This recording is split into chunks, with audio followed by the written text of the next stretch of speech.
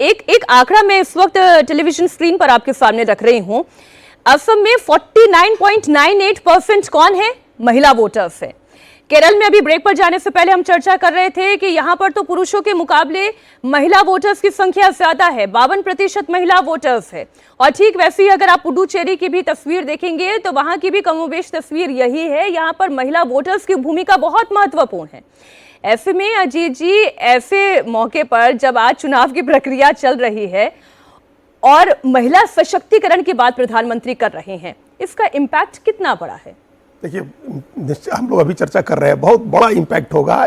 At least उसकी कोशिश की है ये भारतीय जनता पार्टी की, और प्रधानमंत्री नरेंद्र मोदी और गृह मंत्री अमित शाह दोनों की हमेशा ये कोशिश रहती है कि चुनाव के समय चाहे जैसे भी हो उसको प्रभावित करने की कोशिश करनी चाहिए। चाहे किसी काम से हो, किसी योजना से हो, किसी कानून से हो, भाषण से हो, कैसे भी हो वो करनी चाहिए। वो हर साधन यूज करना चाहिए, वो कर रहे हैं लोग, इसमें कोई संदेह नहीं। और इसका इम्पैक्ट कितना होगा, देखिए, अमेरिका के एक राष्ट्रपति ने कहा था कि राजनीति में कुछ भी अनायास नहीं होता है। रूजवेल्ट ने कहा था, अगर कुछ आपको लगता है कि अनायास हो रहा है तो आप ये समझिए कि उसको उसी तरह से डिजाइन किया गया है। तो ये अभी लग रहा है कि अनायास अचानक मतलब हो रहा है। प्रधानमंत्री को लगा कि नहीं ये करना चाहिए, 2034 तक बहुत देर हो जाएगी, लेकिन ये अनायास नहीं है। अगले साल का चुनाव भी फोकस में है, ये 5 राज्य का चुनाव भी फोकस में है, 2029 का लोकसभा का चुनाव भी फोकस में है कि महिलाओं को आरक्षण अभी कर देना है। और ये आरक्षण का जो कैमोफ्लॉज है उसके भीतर परिसीमन का मामला है, परिसीमन होना है। लोकसभा की सीटें 50% बढ़नी है, उसमें 1/3 सीटें आरक्षित होनी है। ये एक बहुत बड़ा गेम प्लान है जो 29 के लिए है। और आज के संयोग तमाम देखिए, 16, 17, 18 पार्लियामेंट का सेशन होगा जिसमें इस पर चर्चा होगी, प्रधानमंत्री के भाषण होंगे, सबके भाषण होंगे। और ऐसा Catch-22 सिचुएशन है कि एक भी पार्टी इसका विरोध नहीं कर सकती है। आप कैसे कहेंगे कि हम इसका विरोध करते हैं या महिला आरक्षण? और 23 तारीख को फिर पश्चिम बंगाल में पहले चरण का मतदान है। इतने वर्षों से आपने जिस काम को रोक रखा है उसको प्रधानमंत्री नरेंद्र मोदी ने कर दिया कि हम महिलाओं को आरक्षण देने जा रहे हैं। अब इसमें आपके पास कहने के लिए कितनी चीजें बचेंगी? आपको सपोर्ट ही करना है उस बात को। और ये पार्लियामेंट में आएगा, अभी आप कॉन्स्टिट्यूशन अमेंडमेंट बिल होगा, स्पेशल मेजोरिटी की जरूरत है, वो भी सरकार पूरा कर लेगी जिस भरोसे में सरकार है। तो इसका तत्काल इंपैक्ट आज के तीनों चुनावों पर होगा। प्रधानमंत्री के लेख पढ़िए, हम तो लेख पढ़ के आए हैं उनका, अंग्रेजी और हिंदी दोनों में वो लेख छपे हुए हैं, उसको पढ़िए और फिर उसके बाद आप उनकी अपील सुनिए। अभी के चुनाव में उसका असर होगा, अगले साल के चुनाव में भी होगा और 29 के चुनाव पर भी असर होगा।